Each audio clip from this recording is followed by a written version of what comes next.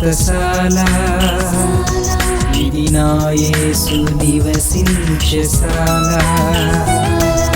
దేవునికి స్తోత్రములు కలుగును గాక, దేవునికి మహిమ కలుగును గాక. దేవుని యొక్క కరుణ కటాక్షము సమృద్ధిగా సర్వాధికారి మనందరికి అనుగ్రహించి గడిచిన 2025 సంవత్సరం అంతా కూడా ఆయన రెక్కల నీళ్ళలో దేవుడు మనల్ని కాపాడాడు. ప్రియులారా, ఎన్నో శోధనలు, ఎన్నో వ్యాధులు, ఎన్నో భయంకరమైన పరిస్థితులు మనకు కలిగి దుఃఖదినములు, అలాగే రోగముల చేత, శోధనల చేత, దురాత్మ శక్తుల చేత పీడింపబడినప్పటికీ దేవుని యొక్క కరుణా కటాక్షము మన మీద ఉన్న కారణం చేత ఈ నూతన సంవత్సరంలో మనం ప్రవేశపెట్టబడడానికి దేవుడు కృప చూపించాడు. ప్రియులారా, అందుకే మనం అందరం దేవదేవునికి కృతజ్ఞతాస్తుతులు చెల్లించవలసి ఉన్నది.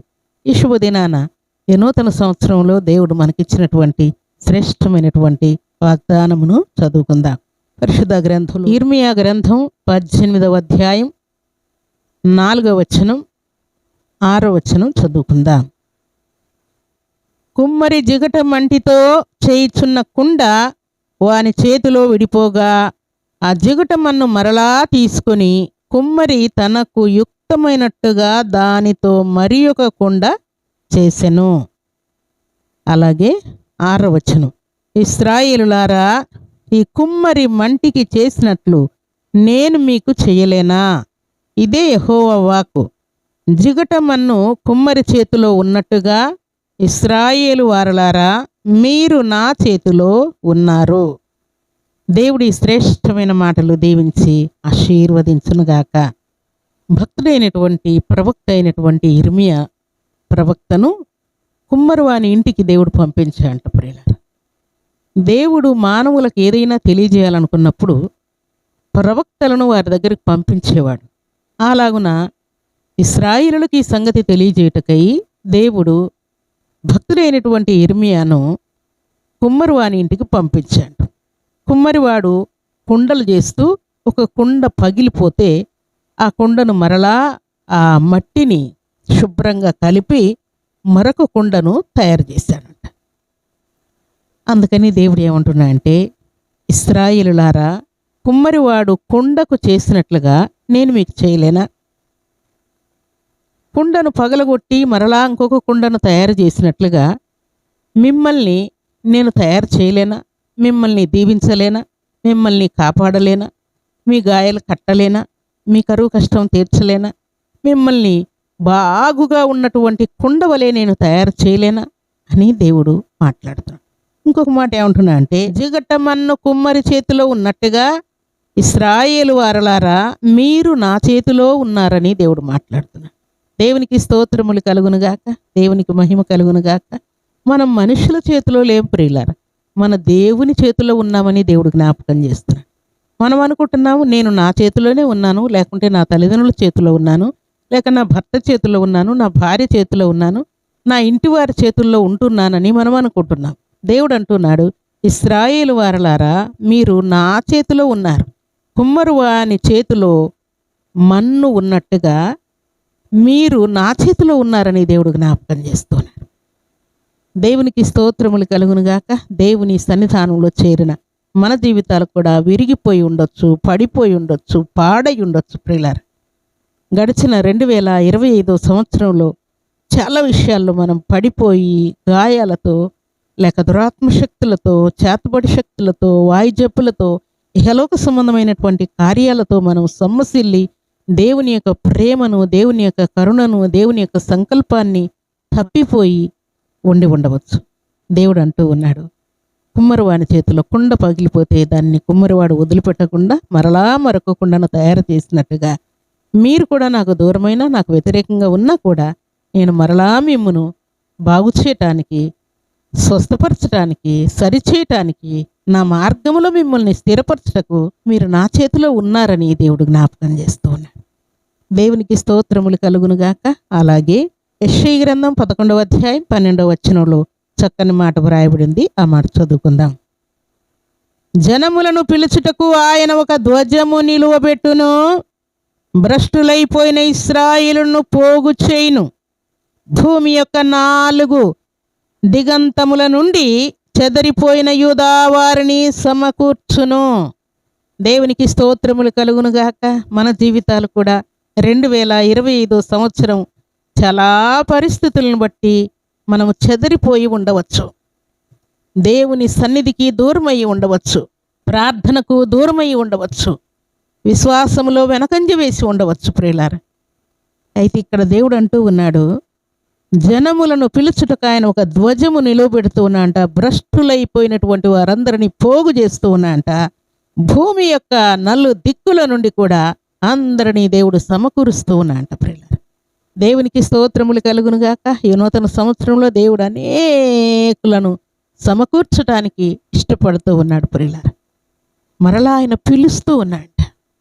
దేవునికి మనం వ్యతిరేకముగా ఉన్నప్పటికీ దేవుడు ప్రేమతో పిలుస్తూ ఉన్నాడు, దయతో పిలుస్తూ ఉన్నాడు ప్రియులారా. దేవునికి స్తోత్రములు కలుగునుగాక. ఎందుకు దేవుడు మనల్ని పిలుస్తూ ఉన్నాడు అంటే, ఈ నూతన సంవత్సరంలో చక్కని మాట పరిశుద్ధ గ్రంథంలో వ్రాయబడి ఉన్నది. యెషయా గ్రంథం 40వ అధ్యాయం 2వ వచనాన్ని చదువుకుందాం. మీ దేవుడు సెలవిచ్చిన మాట ఏదనగా, నా జనులను ఓదార్చుడి, యెరూషలేముతో ప్రేమగా మాట్లాడుడి. ఆమె యుద్ధకాలము సమాప్తమయ్యెను, ఆమె దోష రుణము తీర్చబడెను. నా జనులను ఓదార్చండి. ఎందుకంటున్నాడు ప్రియులారా ఈ మాట?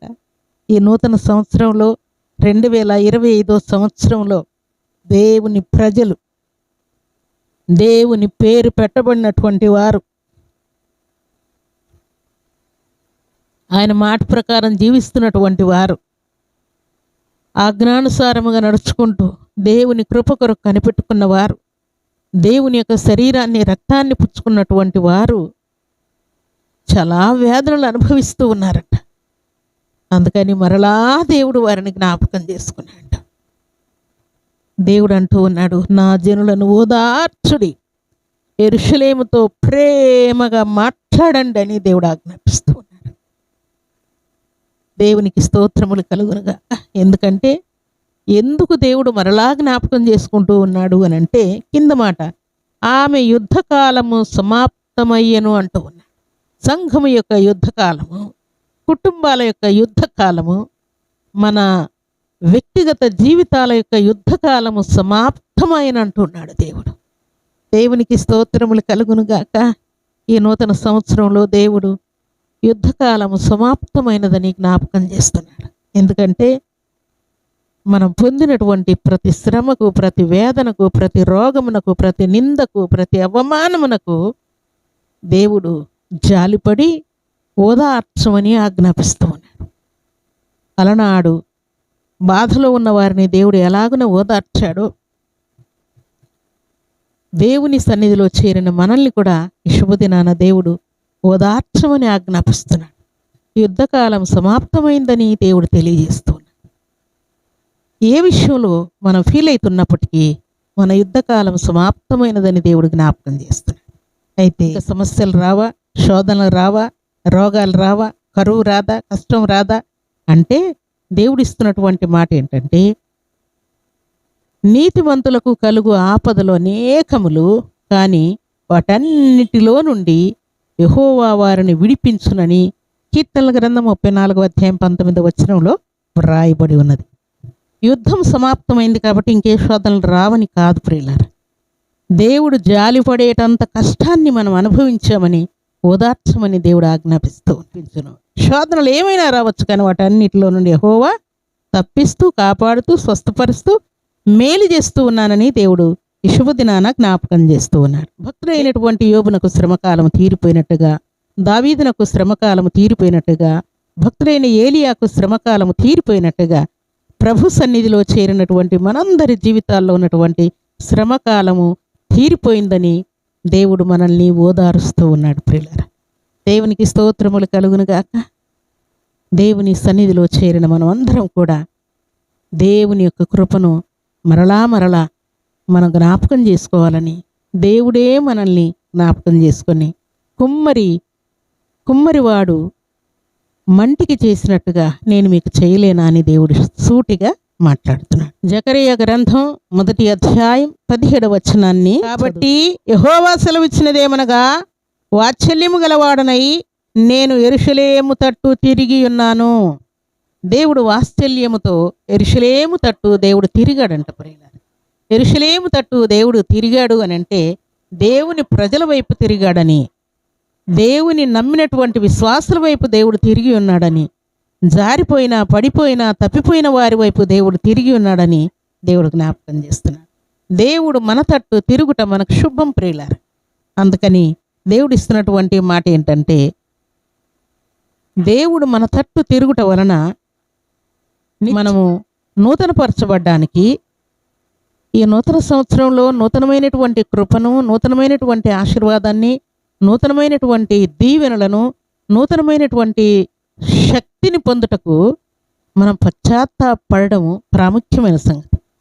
ఏదైనా నూతనమైన కార్యం మన జీవితంలో జరుగుతూ ఉందంటే మనం పశ్చాత్తాపడటం వలనే అది ప్రారంభమవుతుంది ప్రియులారా. దేవునికి స్తోత్రములు కలుగునుగాక. అలనాడు తప్పిపోయిన కుమారుడు పశ్చాత్తాపడగానే ఒక నూతనమైనటువంటి కార్యం ఆయన జీవితంలో జరిగింది. వెంటనే తండ్రి ఇల్లు చేరుకున్నాడు, తండ్రితో సమాధానం చేయబడ్డాడు, గొప్ప ఘనత కలిగింది, కీర్తి కలిగింది ప్రియులారా. దేవుని సన్నిధిలో చేరినటువంటి మన జీవితాలను దేవుడు జ్ఞాపకం చేసుకొని మన తట్టు తిరిగి ఉన్నానని దేవుడు జ్ఞాపకం చేస్తున్నాడు. ఎందుకంటే దేవుడు మనల్ని ఓదారుస్తున్నాడు గనక మన తట్టు తిరిగాడు. పరిశుద్ధ గ్రంథంలో వ్రాయబడిన మాట ఏంటంటే, జకరియా గ్రంథం 1వ అధ్యాయం 17వ వచనం మనం చదువుకుంటే, నీవు ఇంకా ప్రకటన చేయవలసినదేమనగా, ఇక నా పట్టణములు భాగ్యముతో మరి ఎక్కువగా నింపబడును. ఇక యెహోవా సీయోనును ఓదార్చును, యెరూషలేమును ఆయన ఇకను కోరుకొనును అని దేవుడు ఆజ్ఞాపిస్తున్నాడు. దేవుడు నింపాలని కోరుకుంటున్నాడు. భాగ్యముతో నింపాలని దేవుడు కోరుకుంటూ ఉన్నాడు. సంపదతో నిన్ను నింపాలని దేవుడు కోరుకుంటూ ఉన్నాడు. సంతోషముతో నిన్ను నింపాలని కోరుకుంటూ ఉన్నాడు. అలాగే వాక్యమనే వరముతో నిన్ను నింపాలని దేవుడు కోరుకుంటూ ఉన్నాడు. ప్రార్థన ఆత్మతో నిన్ను నింపాలని దేవుడు కోరుకుంటూ ఉన్నాడు. ప్రభావముతో నింపాలని దేవుడు కోరుకుంటున్నాడు. అగ్ని వంటి, సుత్య వంటి, వెలుగు వంటి, ఖడ్గం వంటి ప్రభావముతో దేవుడు నిన్ను నింపాలని దేవుడు కోరుకుంటూ ఉన్నాడు. అలాగే సర్వశక్తిమంతుడైనటువంటి దేవాతి దేవుడు మనల్ని ఆయన కృపతో నింపి అన్ని ఆశీర్వాదాలతో మనల్ని నింపాలని ఈ శుభదినాన దేవుడు కోరుకుంటూ ఉన్నాడు. అలాగే దేవుడిచ్చినటువంటి మాట ప్రకారం హబక్కూకు గ్రంథము 3వ అధ్యాయం 2వ వచనం మనం చదువుకుంటే అక్కడ ఒక చక్కని మాట వ్రాయబడి ఉన్నది. యెహోవా నిన్ను గూర్చిన వార్త విని నేను భయపడుచున్నాను. యెహోవా సంవత్సరములు జరుగుచుండగా నీ కార్యము నూతనపరచుము. సంవత్సరములు జరుగుచుండగా దానిని తెలియజేయము.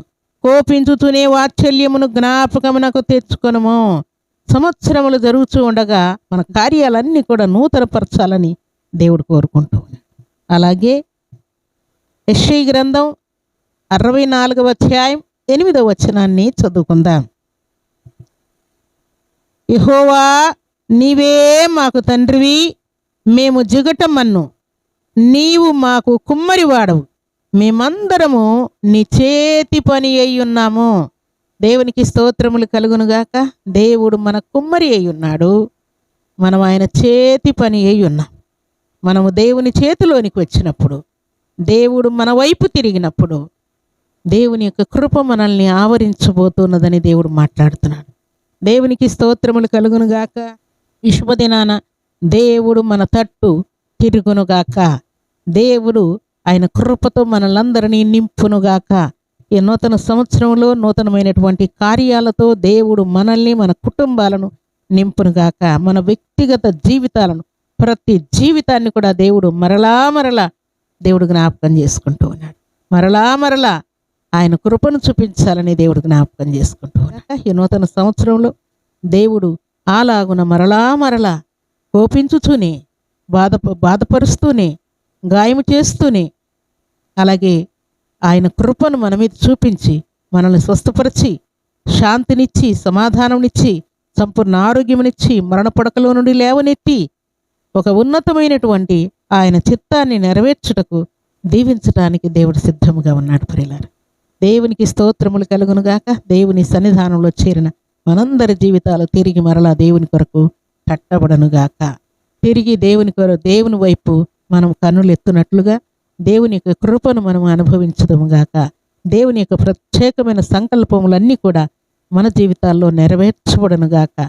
మరలా దేవుడు మన వైపు చేతులు చాపాడన్న సంగతి, మనల్ని ఓదార్చబోతున్నాడన్న సంగతిని మనం జ్ఞాపకం తెచ్చుకొని దేవునికి మహిమ తెచ్చే వారముగా ఈ నూతన సంవత్సరంలో ఇంకా దేవునికి సమీపస్థులమై, ఇంకా దేవునికి ఇష్టలమై, ఇంకా ప్రార్థనలో విశ్వాసములో పట్టుదల కలిగి, రోషం కలిగి దేవునికి మహిమ తెచ్చే వారముగా మనం దీవించాలని దేవుడు కోరుకుంటూ ఉన్నాడు.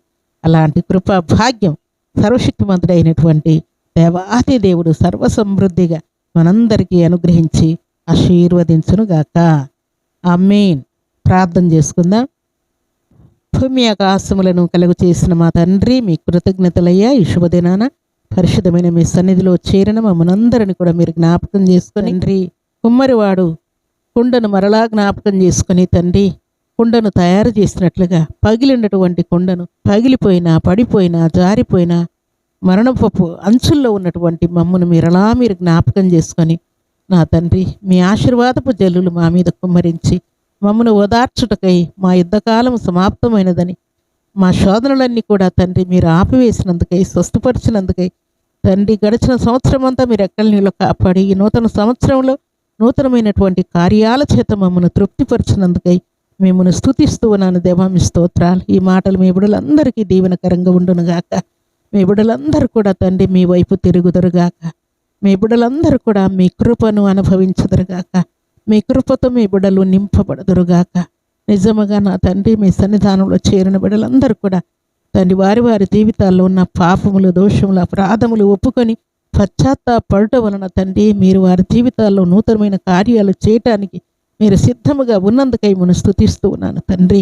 ఇక మీదట మీ బిడ్డలు తండ్రి కరువుకు, కష్టానికి, శోధనకు, నిందలకు, అవమానాలకు, అపవాదికి చోటివ్వకుండా మీ విలువైనటువంటి ఘనమైనటువంటి మీ కృపను పొందుకొని మీ ఆశీర్వాదానికి అర్హులై మీ బిడ్డలు వర్ధిల్లునట్లు కరుణాకటాక్షం చూపమని తండ్రి, గొప్ప భాగ్యముతో మీ బిడ్డల్ని నింపాలని, ఘనతతో నింపాలని, దీవెనల చేత నింపాలని, మీ బిడ్డల్ని హెచ్చించాలని మీరు కోరుకుంటున్నందుకై మిమ్మల్ని స్తుతిస్తూ ఘనపరుస్తూ ఉన్నాను.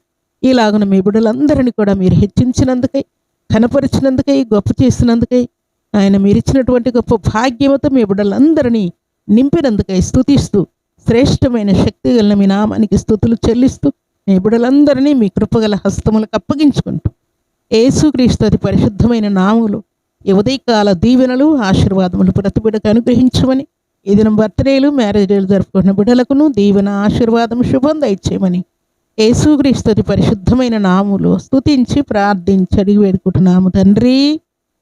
ఆమేన్.